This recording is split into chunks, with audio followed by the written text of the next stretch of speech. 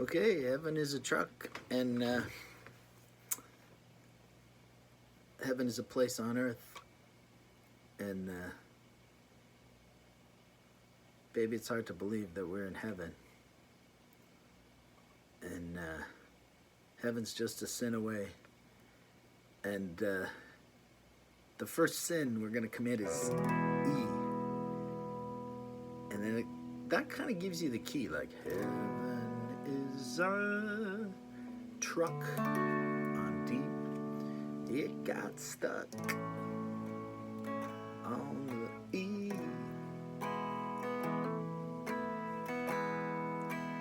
Ashley driving nicely, I need a lift, I need a lease.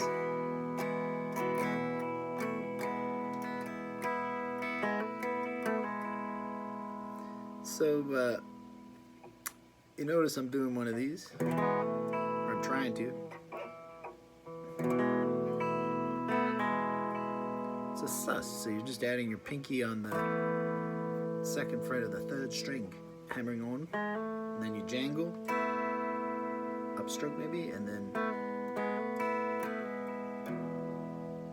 and I don't think he does it, it's a thing we do, and so it's loose, and then you can go to a B minor, loosen my A, C sharp. So you notice B minor is a bar chord with that A minor formation on the second fret, and C sharp is parallel, it's just a whole tone away. You can use the same one, and then it goes to an F sharp, which is a physically similar, but you're moving it to that, you know, an E chord type bar formation. I never know how much to explain bar chords. Leave a comment on that, and please subscribe and everything. But I am curious, like, how much do you need to describe a B minor? Is that a commonly, people just know that? Or what, man? You know, I know probably most people that would watch this would know a D and an E and an A. And of course, with your B minor, you don't have to bar. If you're not a bar liker, you can still play Heaven as a Truck. You just do the unbarred version like that. And then same as on a rose-colored float. And see, notice you're moving down a string set, you know, to the second fret for that F sharp. So that's actually very nice. Loosen my dress, oh, tie me up just like all the rest. So you got options available to you, and you know, one thought I had too for these type of videos, I could just show all the chords at the very beginning, but that's kind of boring. I don't know.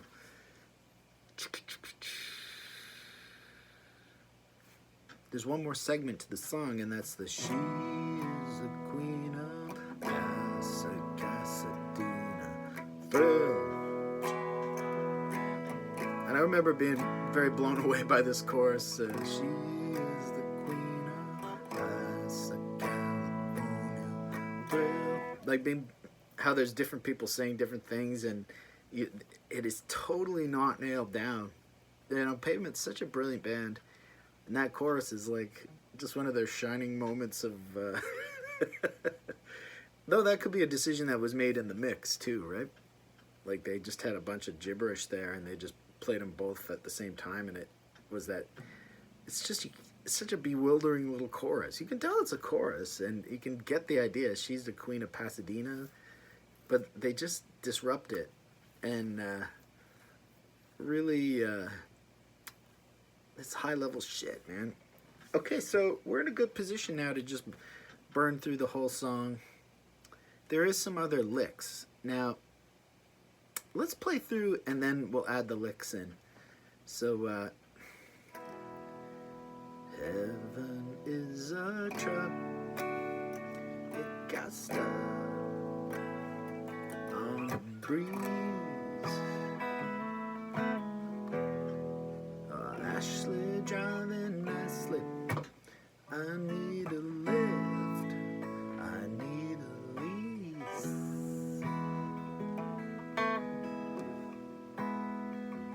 threw my pick down. I kind of regret it. I'll try to keep the same. I don't want to change. And strumming wise, it's kind of a Hey Jude.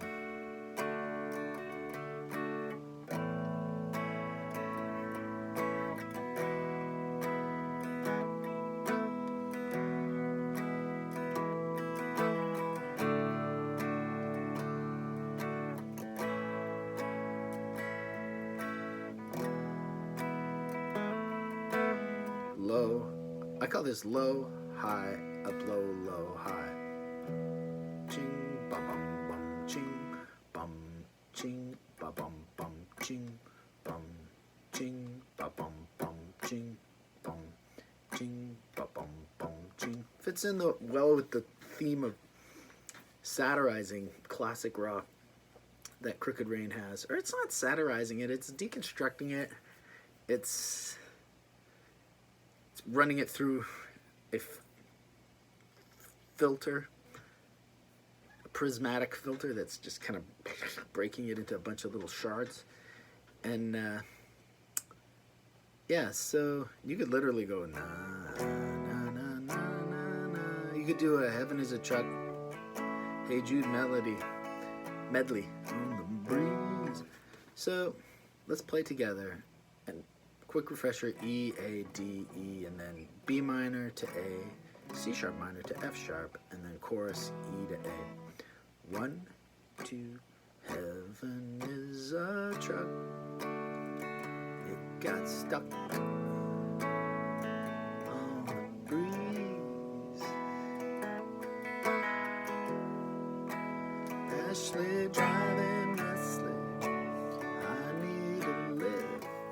I need a lease.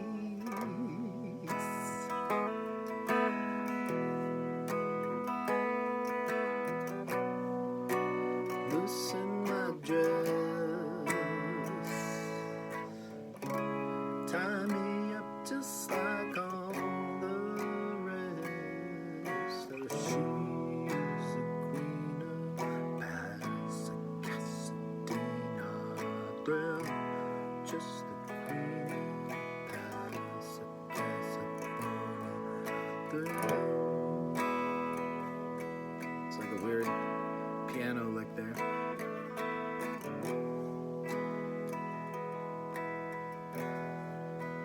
I know ox can't fly.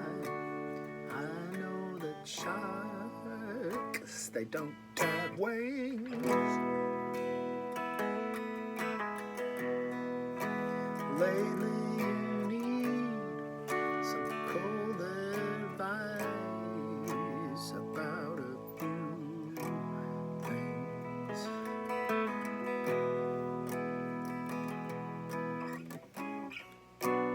Loosen my dress. Tie me up just like all the rest. So she's a queen of Pasadena. Just the queen of Pasadena. You can hear that piano like it's like, well, that's an interesting riff. I'm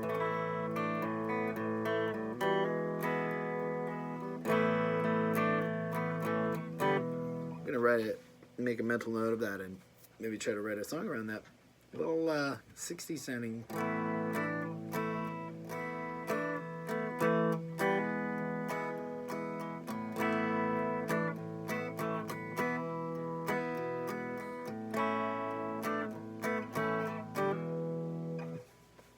Not the most original thing, but I think even Pavement shows, you know, it doesn't have to, the original material doesn't have to be, you can borrow it and take it from other sources, and it's how you transform it and murderize it, that mutilate it, fracture it.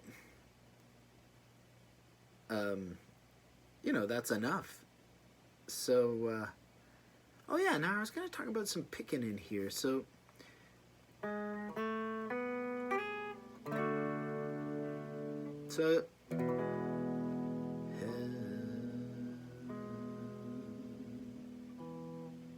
don't think I'm on a. I shouldn't be on that note vocally. I should be on heaven is a truck. Song is hard to sing, man. For me, anyway. So you're just adding the sus4 and then open B. Then this is the slick part. You're going to a high G sharp, the third of the chord, and then landing on the D. I'll go slow.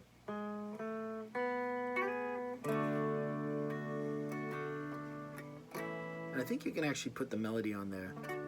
Like, heaven is a truck, it got stuck. So there I'm just snaking up on the D. So let's just loop that. 1, 2. I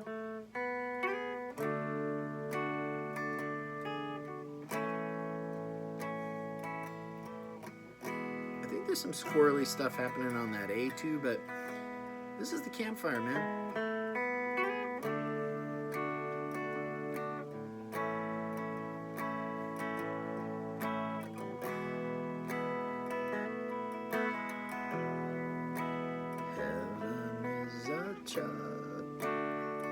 It got stuck on the breeze.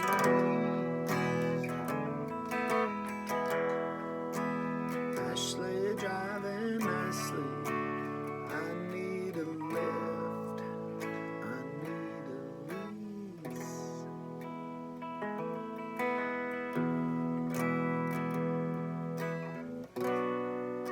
Send in the boat.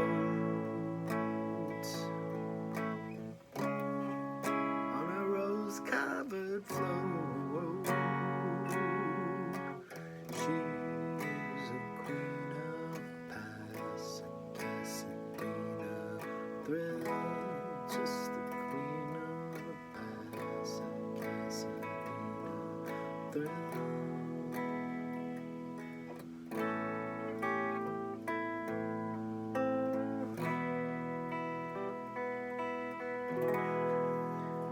Okay, and you know, it sounds like the kind of song you could put different feels on, like that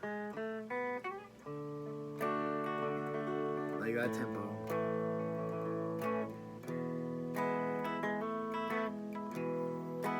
Heaven is a truck, it got stuck on the breeze.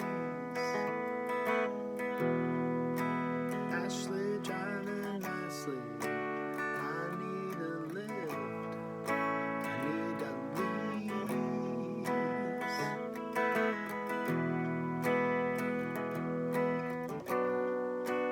Loosen the dress, tie me up just like all the rest. Oh, she's a queen of Pasadena thrill.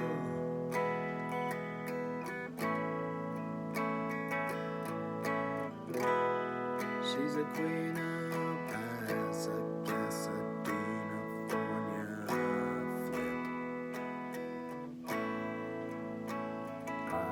Ox can't fly. I know that sharks, they don't have wings. 'Cause lately need some gold advice about a few things. You know what made me want to do a cover of this, or not a cover, a lesson on this is there's a great Pavement video. I'll see if I can put a link to it in the description maybe. It's them, I think it's October of 1994. So it's 1 month before Wowie Zowie. And yeah, so they've got a lot of the Wowie Zowie tunes. And they're not quite complete, but they're really into it. It's a really good, it's like a rare good show from like, and it's like from a camcorder on the side of the stage, so it's on Malcolm's side, so you can really see him perform, and he's in good form. He's loose, and the band is very jammy, so it's pre-Wowie's Hour, so you can see, I guess this is a tour leading, warming them up for that. It's after Crooked Rain, and just, and so you can tell they've been playing a ton, and they're just jamming out endings, connecting stuff together, I was interested to see the ink, like, because anytime if you've ever been in a band that jams or improvises, there's always a cue to come into a certain thing that gets you on with the rest of the song. And I was surprised to see the amount of cues they were giving each other, because you don't think of them as a band, they fucking hate each other, and Malcolmus can play anything, but the rest, like Spiral Stairs, it's like they're not on the same level. And you can see there's some songs where Spiral doesn't have the chords yet, and it's just Malcolmus by himself. But I was surprised to see they were doing jamming stuff out, throwing cues, and some of them were not very subtle. Like Malcolmus would walk across the stage and then jump or something when it was time to switch, and I love that in bands, throwing cues, and especially if you like play together a lot, you can just kind of go, and they'll know, So yeah, it's a very jammy show, and they do a great version of Heaven is a Truck. Or that's what's interesting about the show, is the set list is really, it's got the hits in it, but it's got weird stuff in it, and the stuff that's really good is stuff that you wouldn't expect to be good, like Fight This Generation, which I think the recorded version, it sounds like, I love the recorded version, but it definitely sounds like it maybe was not, and you can see at this show, it was like it's one of the highlights of the show, and so maybe they peaked early on Fight This Generation, and they couldn't capture it in the studio. And that happens. I've had that happen on a couple things. Pinecone's had it happen too. On like our big opening song, we just played it so much, so when it came time to capture it, there was nothing there. It was just like flat, because the thing about recording is you're trying to capture the first moment that it really breaks open. So if that moment has already happened on stage, it's it's done, it's gone. So but watching that video, it's in Atlanta, October something in Atlanta, 1994, and I'm sure I can put the link in the bio, and yeah, go check it out. It's and they start out really great, and then you can see they run out of steam, I think, at the end, in my opinion. And then they, but it's only like two songs toward the end where they kind of, you can tell Malcolmus gets bitchy, and they go off and they do just a really 2-song encore, not too much of an epic encore. But yeah, watching that really makes me want to get a band together, so you can have loopy jams and just like throw each other cues, and Steve West on the drums is killing it. So I felt like he was really driving the ship, and Malcolmus is just free to kind of flop around and be, the version, it's like the version of him you want to see, where he's just really loose and just like really, it's almost like he's in slow motion and kind of just, so yeah, beautiful. Heaven is a Truck. I think we got all the details of the song, and yeah, your assigned viewing now is to go watch the Atlanta concert, and yeah, I'd love to hear what people think about that concert too, and leave that in the comments, and it's an interesting thing.